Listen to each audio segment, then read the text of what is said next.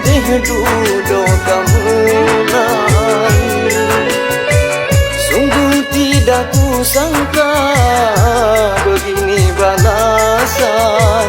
Akhirnya ku bertepuk sebelah tangan.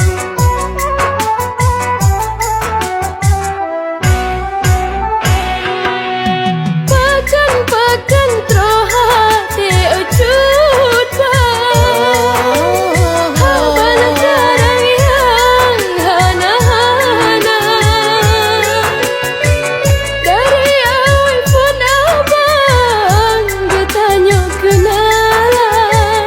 Adik kalau dipegang sebatas tu